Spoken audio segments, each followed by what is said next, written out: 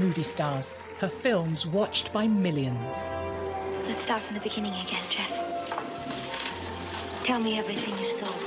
Her Hollywood movies have stood the test of time, but her screen career lasted just 5 years. I think of amazing performances like High Noon, the Hitchcock films.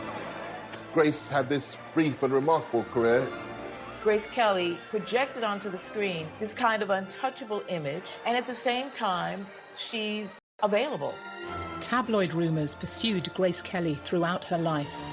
She had to issue a public statement to Hollywood saying, I never meant to have an affair with a married man. At the height of her fame, she surprised everybody, swapping her Hollywood royalty for real royalty.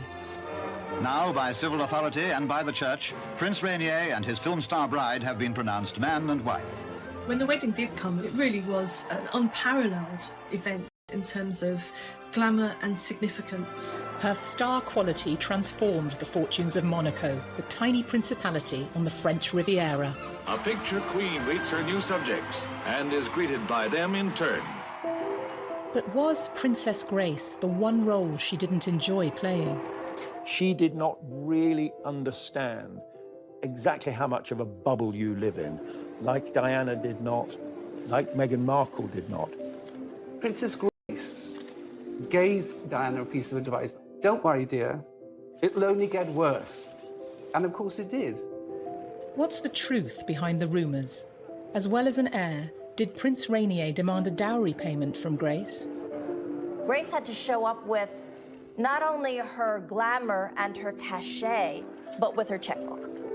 Those close to the story reveal the truth about her life. A lot of fairy tales do have a dark side to them, and perhaps her life did too. And the story behind her fatal car crash. The car was simply going too fast ever to have a chance of getting round that bend. And so Grace Kelly has died. This, of course, was the end of the romance, and it was terribly tragic.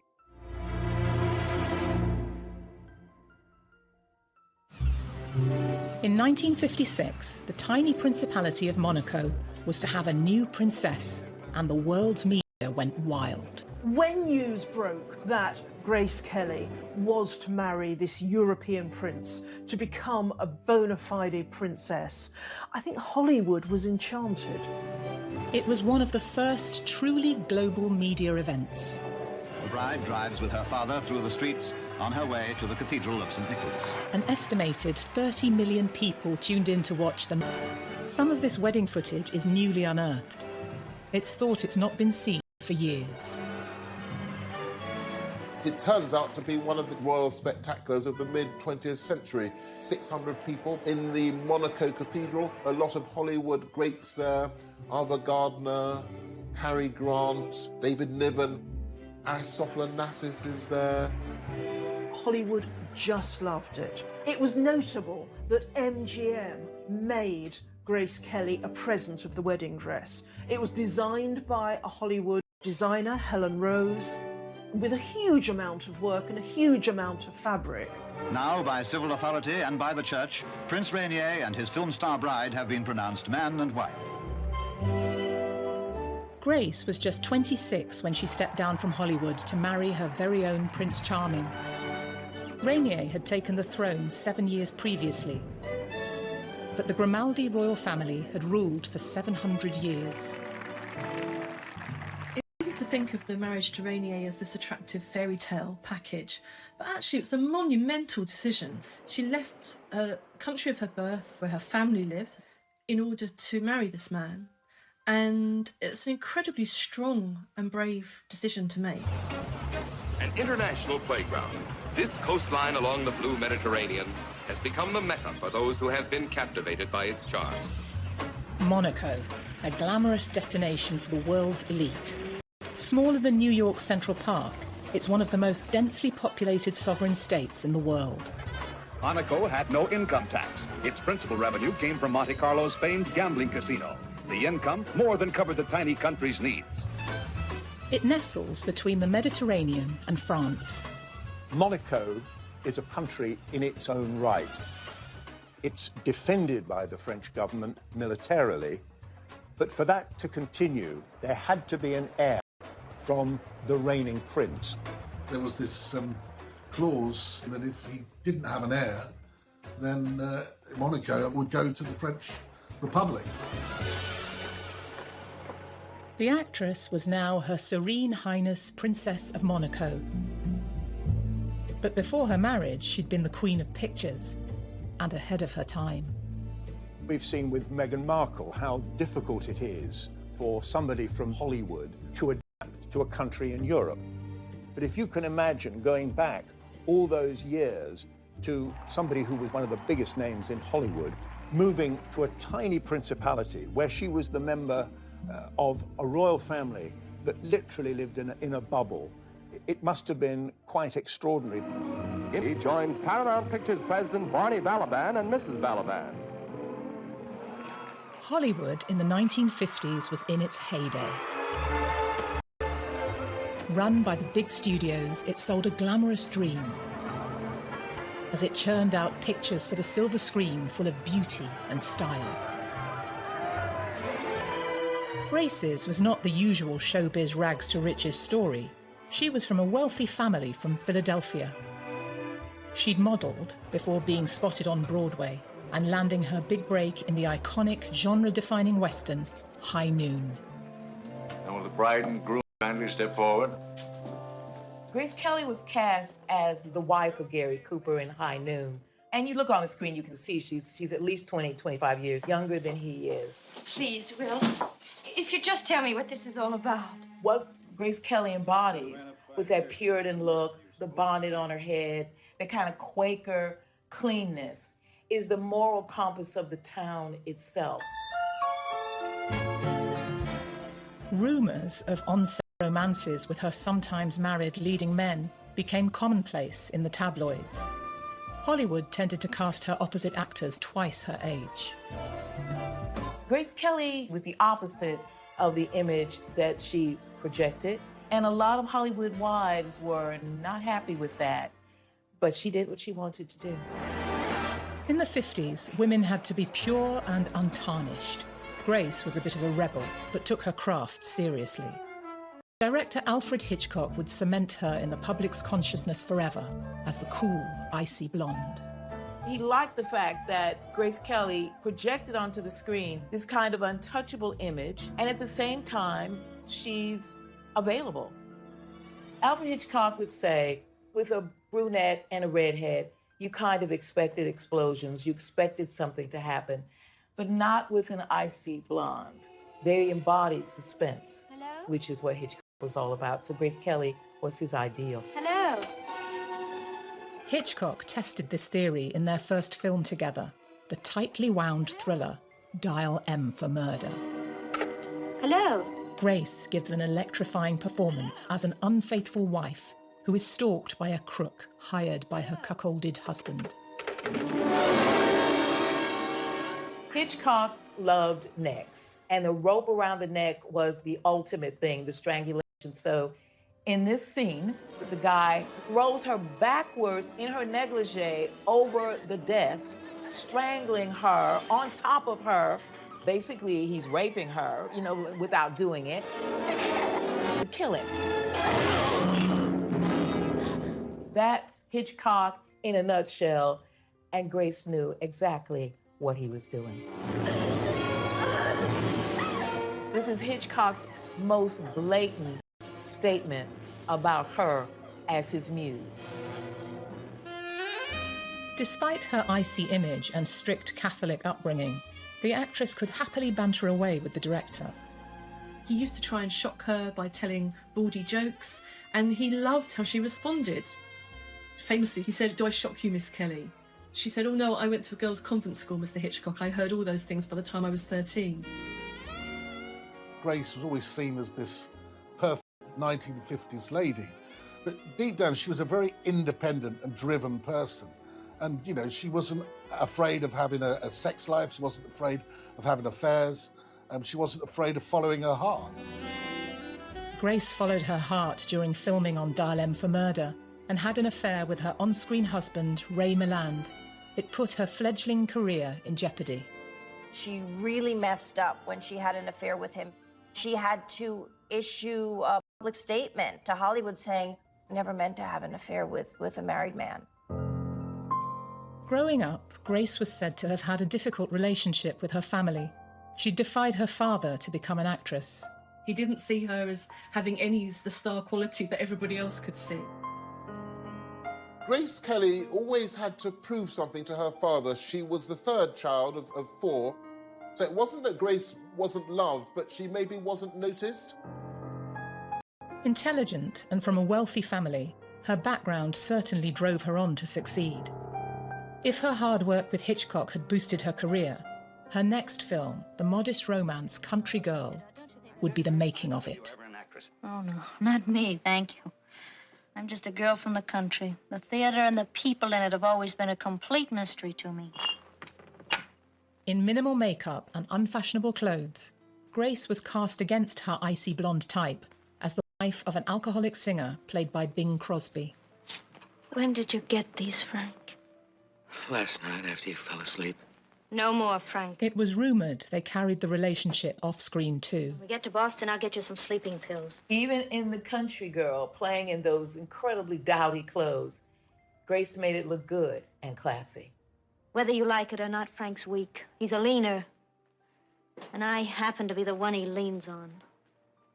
Hollywood loves to reward actors and actresses who gain weight or lose weight for pictures or who look very dowdy and very much against their elegant image. Just 25 and one of the youngest ever Oscar winners when she lifted the coveted trophy. The Oscar was presented by rumoured former flame William Holden. I can only say thank you with all my heart to all who made this possible for me. Thank you. After just 4 years in film, she was the toast of Hollywood. The success of The Country Girl was a pivotal moment that not only changed her professional life, but personal life too. It was through the film she met Prince Rainier of Monaco. It's a strange series of coincidences that brings Grace and Rainier together. She was asked to go to the Cannes Film Festival to promote The Country Girl, and then Parry Match wanted to do a photo shoot, so they were thinking, how can we have an interesting photo shoot? How about Hollywood royalty with actual royalty? The magazine arranged for a PR shoot with Rainier at his palace in the Principality. He'd ascended the throne in 1949, a dashing war hero. He'd seen action and was awarded the French Croix de Guerre with Bronze Star. 6 years Grace's senior, their meeting didn't get off to the best of starts. The electricity was out in her hotel, so she had to wear a frumpy dress and style her hair herself. She had to pull it back in a bun. She also didn't have a hat. She didn't know she was supposed to wear a hat, so she borrowed a friend's really hideous floral headdress. He was about an hour late, which she was quite frustrated by.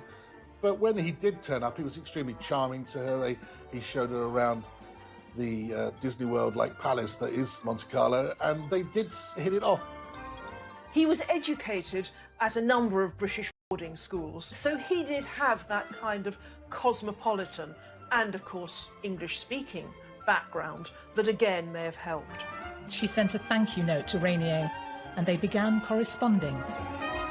She would make 11 films in 5 years and found Hollywood ruthless. After numerous unhappy romances and an Oscar win, was she looking for an out and a new life? You know, there he was, handsome, eligible bachelor, living in the palace in the south of France, in Monaco. I think she was in love with the idea of being in love. I think she fell in love through his letters, or she fell in like through his letters. I don't know if she ever really loved him. I think she chose her destiny. A year earlier, Grace's destiny had taken her to the south of France for Hitchcock's To Catch a Thief. During filming, she'd fallen in love with the area which would later shape her paper. I mean, it really qualifies as one of the most beautiful films ever made, I think. We have Grace Kelly playing the beautiful American heiress, Francie Stevens, who spies Cary Grant on the beach and decides that this is the man for her. The film is not regarded as one of Hitchcock's best, but it's well remembered for the sparkling interplay between Grant and Kelly. Her part in the film appeared to mirror her own life. You're here in Europe to buy a husband. The man I want doesn't have a price. Well, that eliminates me. Grace would indeed catch a husband on the French Riviera when she later married Rainier. It's strange to encapture her life in that we see in the car with Cary Grant, with the whole of the Mediterranean and below Monaco that spilled out in front of us. Oh, lovely day. Have you ever seen any place in the world more beautiful? Well, she doesn't know at this time, but she's pointing to the beautiful pink palace of Monaco, where she would become the princess. At 26, Grace had it all. She was a style icon, rich, beautiful, an Oscar winner, and had dated some of the most handsome leading men in film. The whole of Hollywood was stunned when she left, really. She arrived like a meteorite. She was a shining star. 6 years, she was gone. She turned her back on Hollywood when she landed the biggest role of her life, as Princess Grace of Monaco. But was it a part she would later regret playing? Where you see her as a bride in the famous outfit, I think she does look like a bit of a caged bird trapped behind the veil.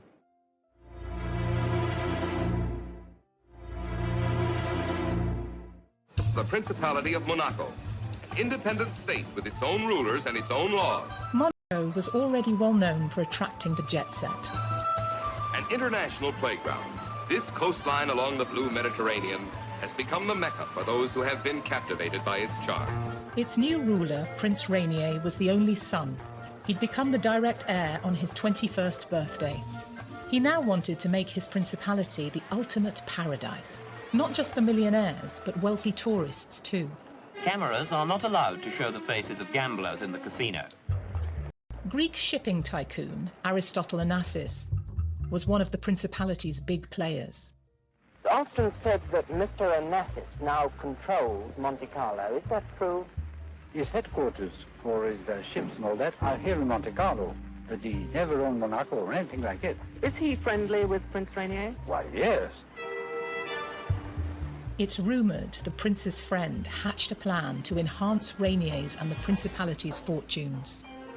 So what you really need to do is marry a movie star, and that will bring back all the glamour to Monaco.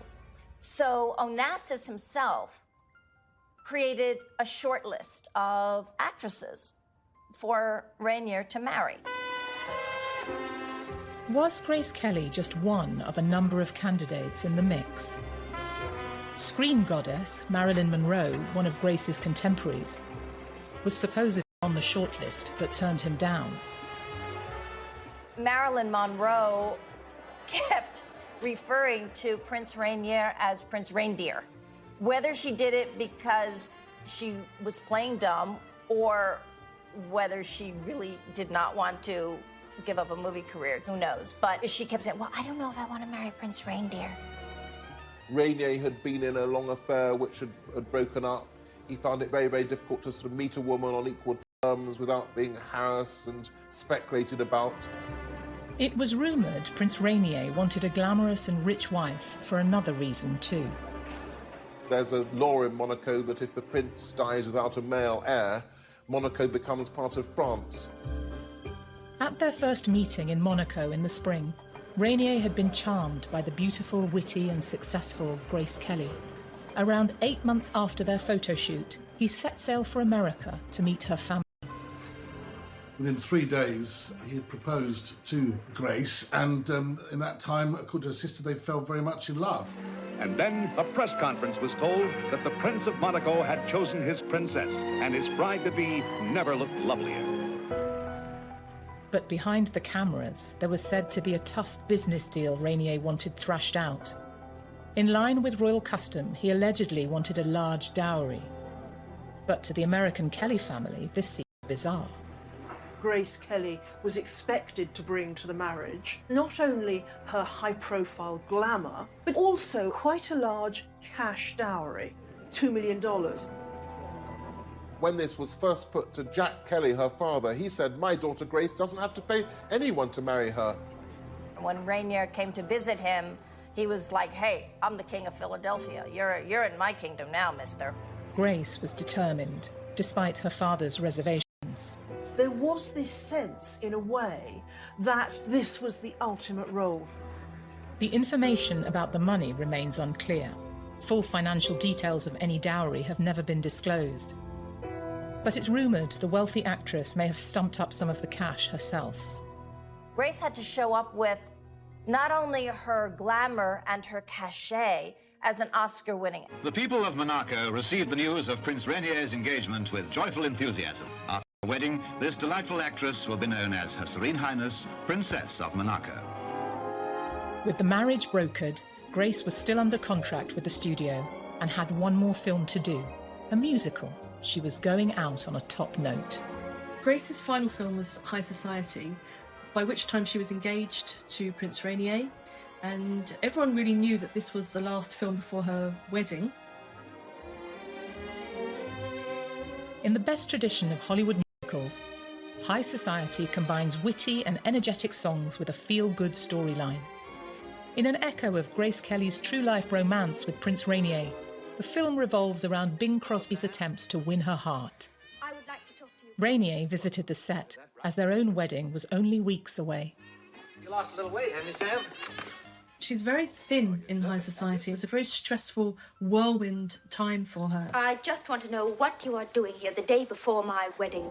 It's quite extraordinary to think of Rainier being around the set. He was this world-famous prince. They were going to get married. It was all romance, and they were able to spend a bit of time together as a result, getting to know each other. Get in. Did Rainier also want to keep an eye on Grace?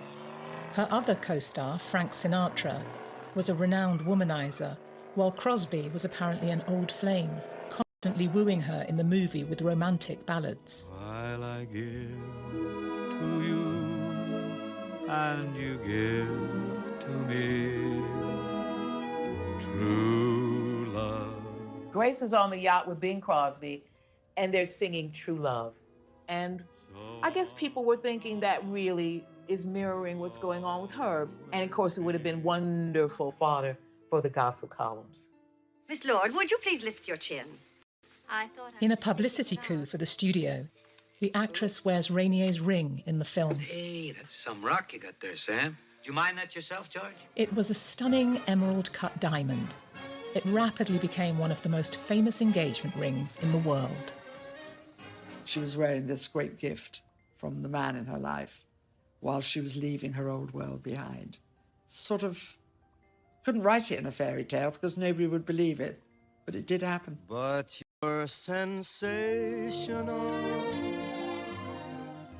There's also the idea that she's kind of sending herself up a little bit in High Society. There's the number You're Sensational when Frank Sinatra serenades her. It's a very sexy number. Ron's goddess, this icy femme is frigidaire. He can see beneath that and beyond that actually she's sensational and that she's warm and sexy and fun. 'Cause you're sensational. As Grace left Hollywood, she might have hoped she'd be back on a film set one day. But this was before Women's Lib, and now her career was out of her hands and in her fiancé's. You said that whether or not you continued your career after your marriage would depend on... Yes, that is the decision the prince made. Has it already been discussed, may I ask? Oh, yes.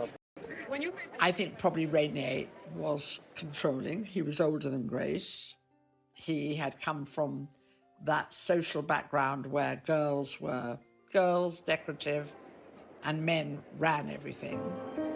The marriage would be the end of her incredible award-winning career.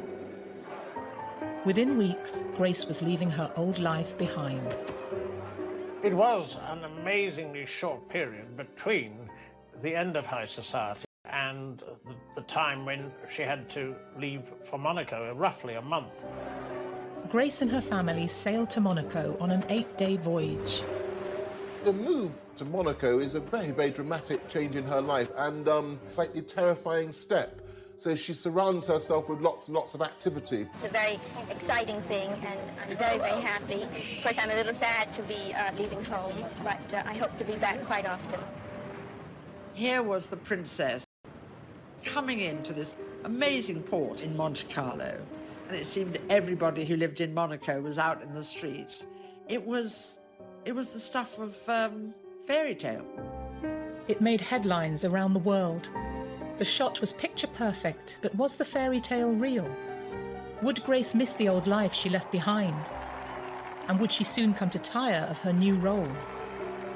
A lot of fairy tales do have a dark side to them, and perhaps her life did too.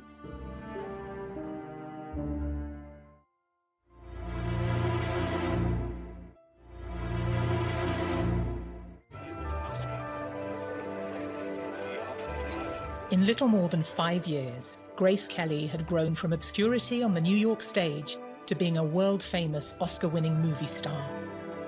And now her life story was about to take a more romantic twist as she became a real-life princess. Joyous day of the religious wedding. It's 10:30 and the morning sun shines brightly. Grace married Prince Rainier in Monaco over the course of 2 days in April 1956 in both civil and religious ceremonies, an event now... All eyes are on her, an entrancing picture in her magnificent gown as she takes her place before the high altar. The ceremony was filmed by MGM and by TV companies who broadcast it to 30 million viewers around the world. There was the civil ceremony on one day, then the religious ceremony at the cathedral the next, attended by so many guests, including Hollywood royalty, Cary Grant, David Niven, Ava Gardner. We're now out of the 40s. The world has settled down after the Second World War. And this is glamour. This was the stuff that, you know, dreams are made of. And I can still see that picture, black and white, of course, in my mind's eye. This was Hollywood with bells on. Couldn't have been any more exciting. When the wedding did come, it really was an unparalleled event in terms of glamour and significance, newsworthiness. Grace's wedding dress is one of the best remembered and most elegant bridal gowns of all time. She didn't order it from a fashion house. It was a gift from her former studio, MGM, and created by Helen Rose, the chief costume designer who had worked on 2 of Grace's previous films. It's notable that MGM would make Grace a present of the wedding dress, this staggering dress involving vast amounts of fabric, vast amounts, hours and hours of work. The dress had been the subject of intense press interest. Miss Kelly, we understand that you've changed the idea about your gown already. Is that your decision or Helen Rose's at MGM? Oh, no, I don't know where you heard it. It's always been the same. And it's still the original dress that you planned.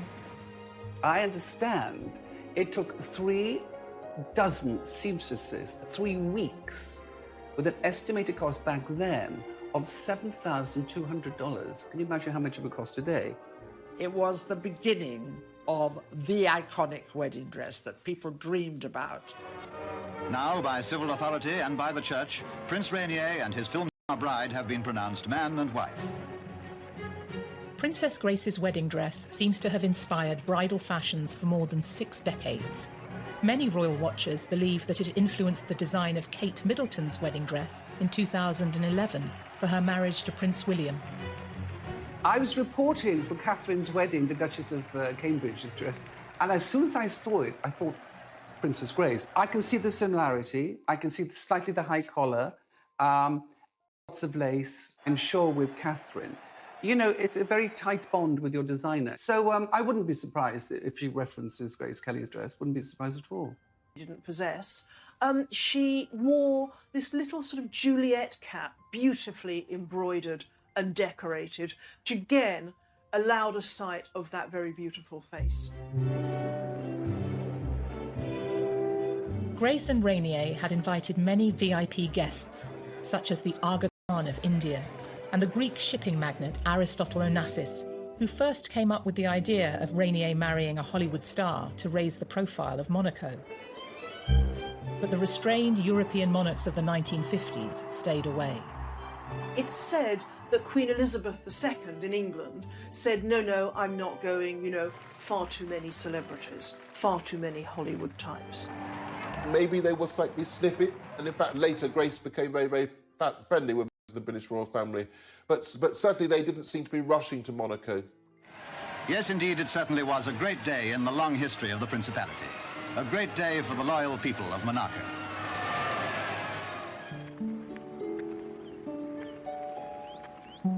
Prince Rainier and Princess Grace's first child, Caroline, was born on the 23rd of January 1957, prompting Monegasques to ring church bells. The couple went on to have 2 more children, Albert and Stephanie. Caroline, their eldest child, was born 9 months, 4 days after their wedding. So they were very keen to be parents and very keen to provide an heir. And so from really before they'd even celebrated a year together, they were already mother and father to somebody.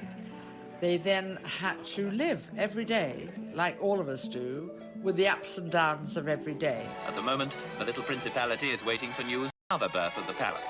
News which will be proclaimed by a gun salute. 21 for a girl, 101 for a boy. Grace had been an ambitious film star, but as a commoner who married into a royal family, she found herself working hard to fit into her new role, even hiring a private French tutor. She would have had to learn the accent. She would have had to have learned the ways people speak, how they eat, what they did on Sundays, because it's a very conservative Catholic country. She would have been called Her Serene Highness, and she would have had to be serene.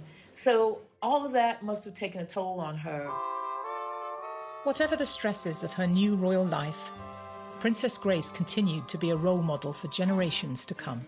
She became a style icon perhaps because her own personal style, her figure, those very beautifully cut suits, the dresses with the narrow waist and the huge flaring skirt. When I was growing up in the 60s, there were 2 paper dolls. These were the ideals. You were meant to be a mom, that was your duty, but you never were supposed to gain weight. You were supposed to make it all look flawless and beautiful. And that's what we were meant to grow up to be. Perhaps the most enduring fashion statement associated with Princess Grace is the Hermès bag that was named in her honour. When you saw Grace Kelly travelling, apart from the luggage, she always had with her an Hermès handbag. Some would say to hide perhaps her pregnancy from the public, but it was always there, and it's quite a significant look. It became so popular that Hermès turned around and called it the Kelly bag, which today it costs a fortune. She liked dark brown and navy and crocodile, which is a little controversial. On their engagement, Grace and Rainier had announced that she would stop making films after the wedding. But rumours circulated of tensions in the marriage, that Rainier banned Grace's films from being shown in Monaco and tried to buy up all the copies. As with so much about Grace and Rainier, there's rumours that Rainier banned the films, but I'm not sure that that's convincingly the case, because the films were out there. I mean, she made some of the greatest films in movie history. It's like it's great in a story that somebody's made up third hand. The idea that he's going to ban Mogambo or To Catch a Thief or whatever is sort of ridiculous. It seems that she hadn't quite realised how completely she would have to give up her career. Because it wasn't that long into the marriage that Alfred Hitchcock came calling with a very, very spectacular role. In 1962, Alfred Hitchcock offered Grace the chance to make a 4th film together. The title character, Marnie, would have been her greatest acting challenge yet. But when news broke of her casting, it caused an outcry. The Monegasques didn't want their beloved princess in a Hollywood film.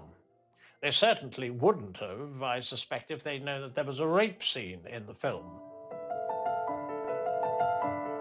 Despite the controversial script, Rainier was apparently relaxed about his wife taking part. But Grace was forced to withdraw after suffering a miscarriage, the second since the birth of their son Albert in 1958. She wrote to her friend saying that it was a catastrophe and she was very, very shaken. She also then wrote to Hitch and said, "I'm terribly sorry, I can't do the film." He said, "It's only a movie, I entirely understand why." Alfred Hitchcock eventually cast Tippi Hedren in Grace's role. The devout Monegasques might have found the trauma Sean Connery rapes Tippi Hedren in this film. It's in a marriage, and in those days, that rape didn't exist legally in marriage. But that's what happens. Of course, we can't see it, but it's implied.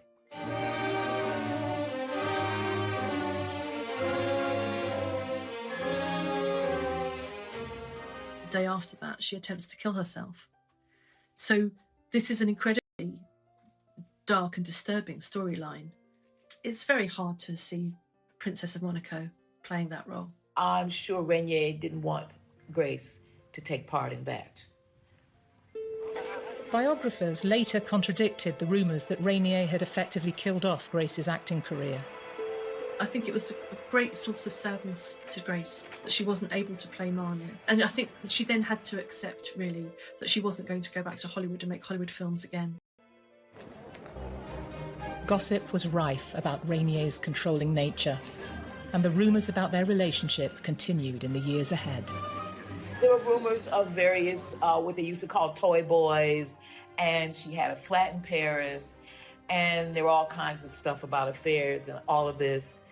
She was a good person, and she didn't hurt anybody.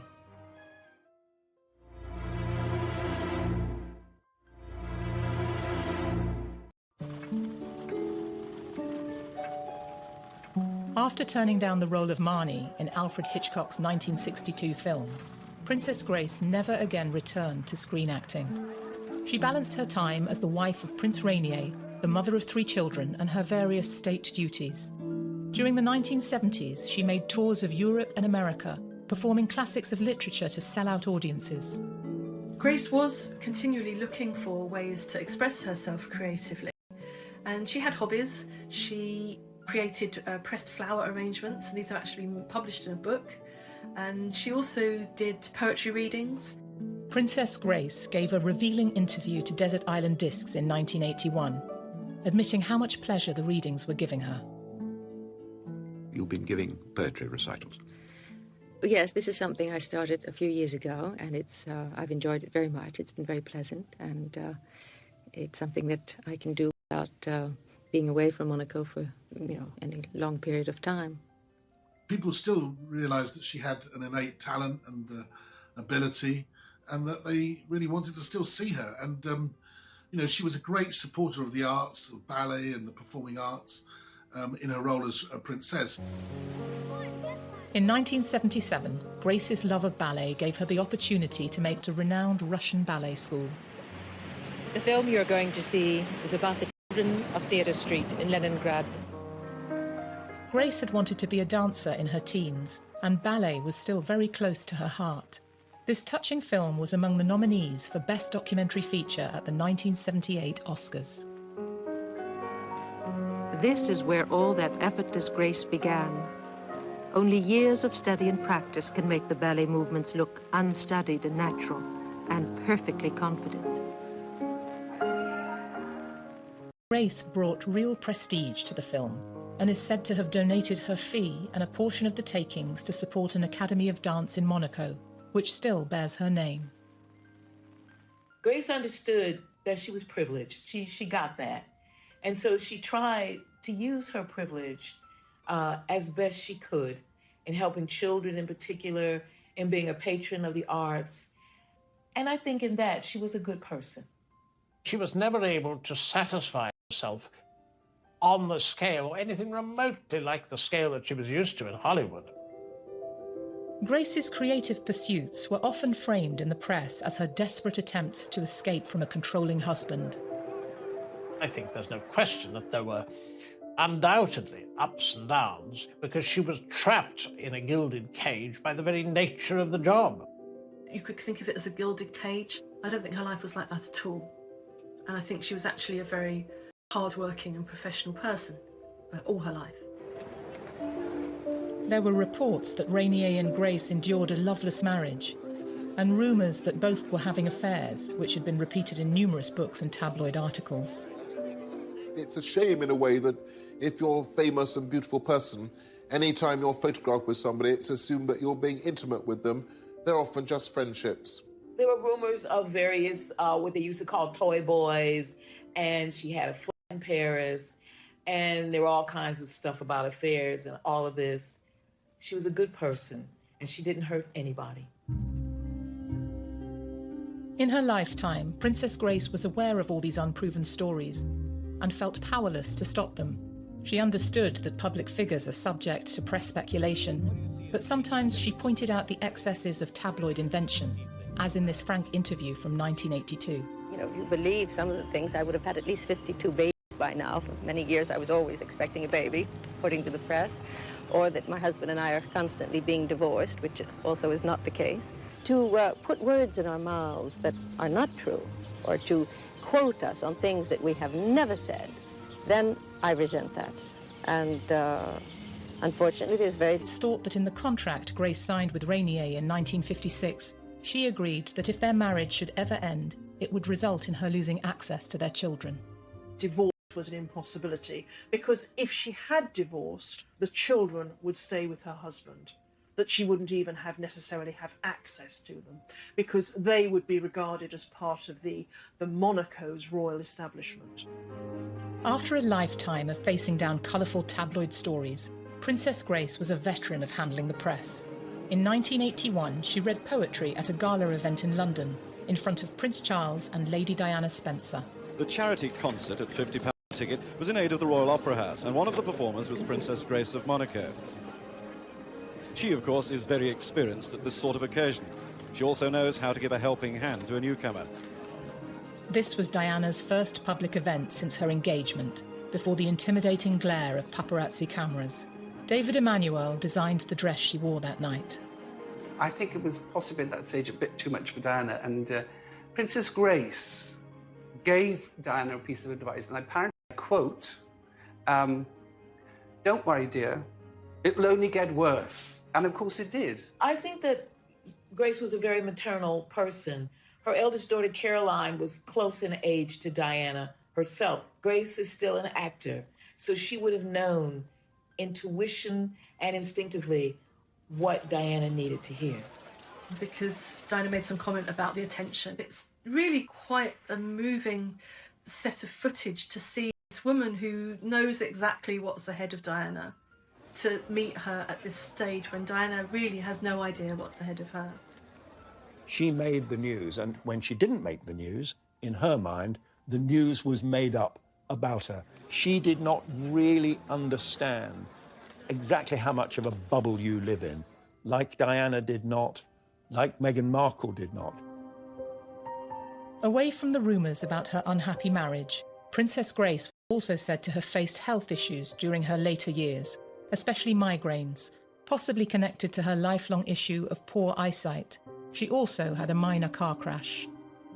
She had been involved in an accident driving a black London taxicab, which was owned by the royal family in Monaco. It wasn't a major accident. She hit another car. But that led to the theory that she was never comfortable behind the wheel of a car. Later, tabloids like the National Enquirer would go much further. In its famously salacious style, the paper claimed that before her death, Grace was trapped in a nightmare world of tranquilizers, depression and loneliness. But also have been a sign of other health issues. She was in her early 50s, perhaps the time of the menopause. There were stories that she was lonely. There were stories that she was depressed. I think trying to keep 3 kids in order and trying to make sure they're happy and they're not doing things they shouldn't do, it's going to be hard. Perhaps the most surprising story of all was that Grace allegedly joined a cult, the Order of the Solar Temple, which had branches all over Europe and Canada. They filmed their rituals in grainy, poor-quality videos. Filmmaker David Cohen dug deep into the story of Grace's involvement. Grace Kelly had gotten mixed up with an order that was into all kinds of criminality under the disguise of spiritual wisdom. When we first got this story, allegation, we were, of course, skeptical. In exchange for the promise of enlightenment, devotees were expected to hand over substantial membership fees. The cult was run by Luc Jouret, a doctor, and Joseph Dimambro, a businessman convicted of fraud. In their hands, the order had become a front for money laundering and arms dealing. We traced the abbey where Grace was inducted into the order in a ceremony which was semi-sexual at least. The order made news in the 1990s when disturbing reports showed several of their temples destroyed by fire and 74 devotees dead, including the order's leaders, Jouret and Dimambro. As theories shift between murder and suicide, police can confirm they're investigating an international money laundering operation by certain cult members. The story of Grace and the cult was broadcast in 1997. A spokesman for the furious Prince Rainier described it as a cheap shot at someone who couldn't answer back. One of the things that I learnt in many, many years as a reporter, particularly covering the royal family, is that when journalists get together in large numbers, any number of bizarre stories can come out. Was Princess Grace part of some bizarre cult?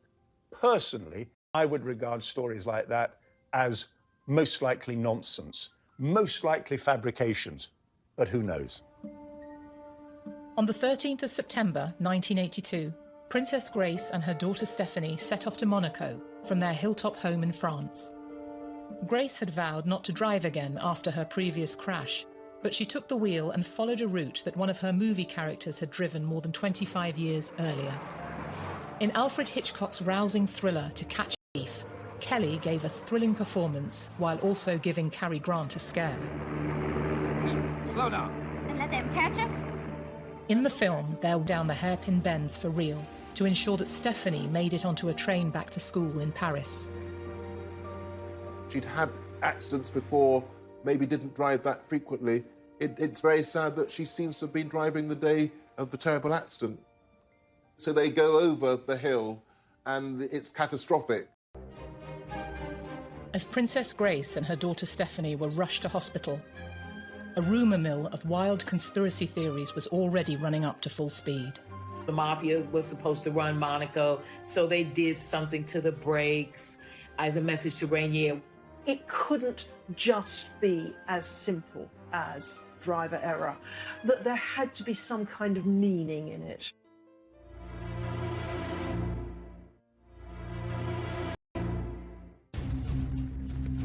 Princess Grace and her 17-year-old daughter, Stephanie, had plunged more than 120 feet down a cliff face in France and crashed. They were rushed to hospital and initial reports suggested both were stable. Television news reporter Tim Hewitt was sent to cover the accident. Immediately after the crash, the royal spokesman in Monaco said very, very little about it. They carried on almost as if nothing had happened.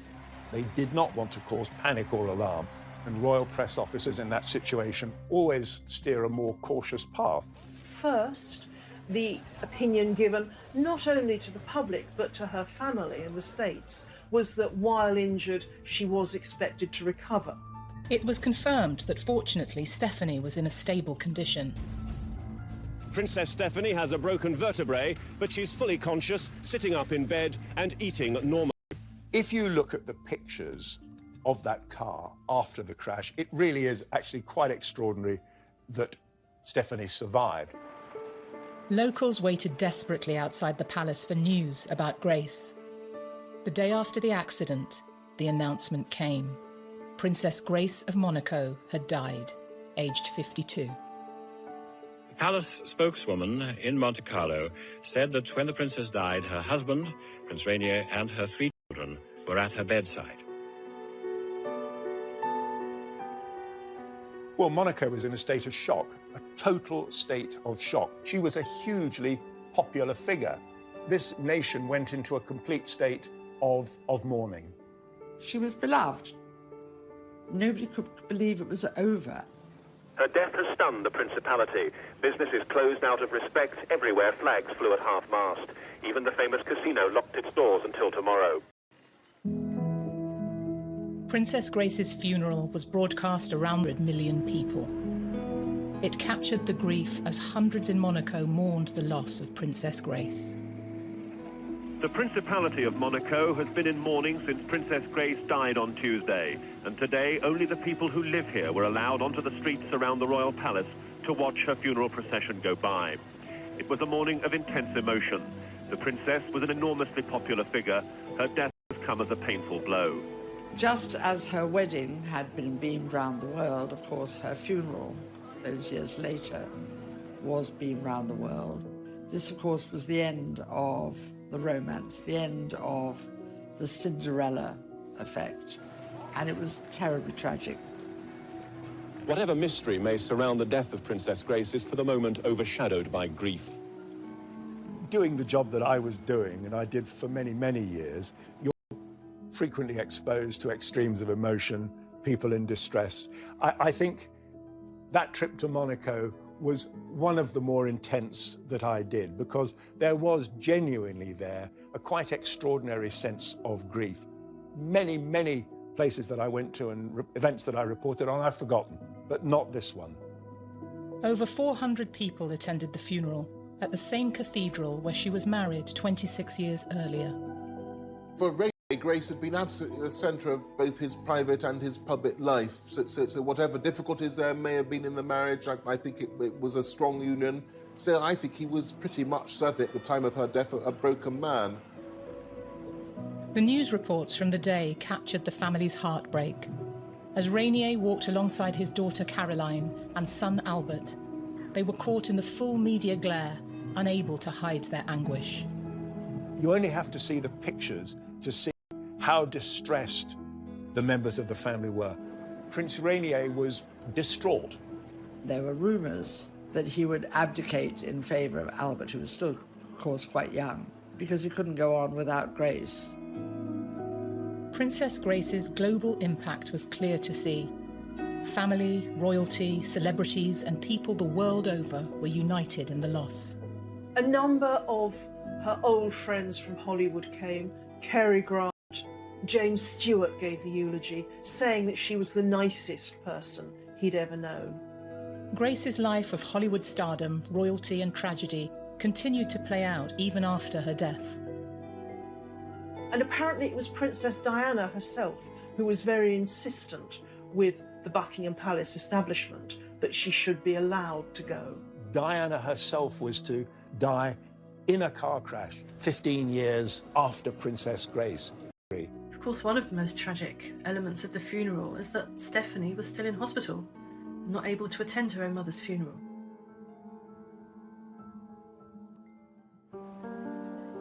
Following Grace's death, important questions were being asked. Was it an accident? And what really caused the crash that claimed her life? The big rumor at the time was that her younger daughter, Stephanie, was at the wheel, actually, and she lost control of the car. Stephanie eventually said, "I've actually lived through the last moments of her life. Can I please be left alone?"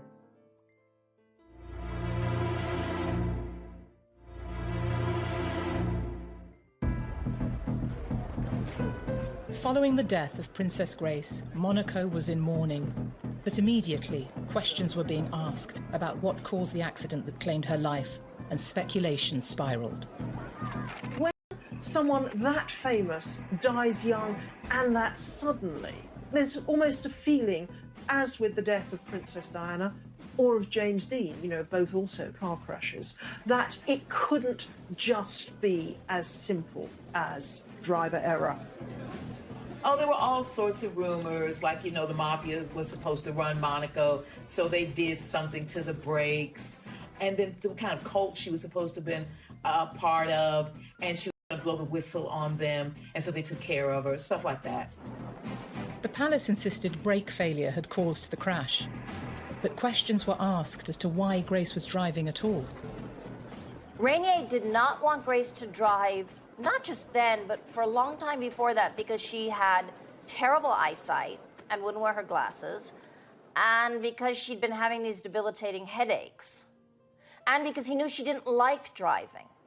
Normally a chauffeur would have driven them, but on this occasion, because there was so much luggage to put in the car, covering the back seat, there was only room for 2 people in the car. The chauffeur offered to take them and to go back and get the clothing. But Princess Grace insisted that she should drive.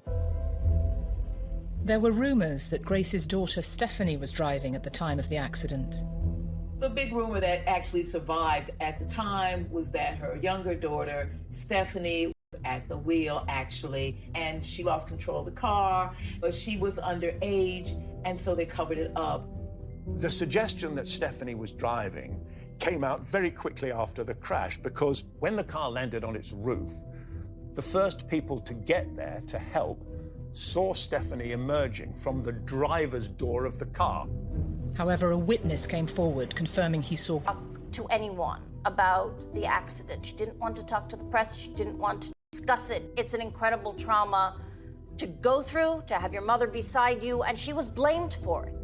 It was revealed in the press that Stephanie attempted to stop the car. So the mystery of what happened on the twisting mountain road into Monaco appears at last to have been cleared up. Princess Grace, according to tonight's medical reports, was driving. As the car careered out of control, her 17-year-old daughter Stephanie desperately tried to reach the steering wheel. There was nothing she could do, and the Rover plunged over a steep ravine. Did the brakes fail? Well, that was one theory. There were no skid marks in the road where the accident happened. Engineers who came over from Rover in the United Kingdom insisted that there was no brake failure. Doctors revealed that Grace had suffered a brain hemorrhage whilst driving. It's thought that, although she thought she had her foot on the brake, it could have well been on the accelerator. Stephanie and Grace got in without putting their safety belts on. The car, the fall, had pushed her mother towards the back street, and Stephanie had not been able to get out of her own seat, which had been bashed, so she had to wriggle out of the driver's seat, and she tried to shout, "Please take us to Monaco." Princess Grace suffered a second hemorrhage in hospital, most likely caused by the accident. The medical staff, led by the hospital director, Professor Charles-Louis Chatelain, finally had to tell Prince Rainier his wife had no hope of recovery. The prince asked for the machine to be switched off. The doctors have said, had she been, at home sitting on a sofa, she might have been fine 5 minutes later and nothing happened. Unfortunately, she was at the wheel of a car, and that car was on these very bendy roads on the side of these very, very steep cliffs. Stephanie eventually said, "I've actually lived through the last moments of her life, really. Can I please be left alone?" And Rainier himself said, "It's tragic enough on its own without repeating these terrible stories."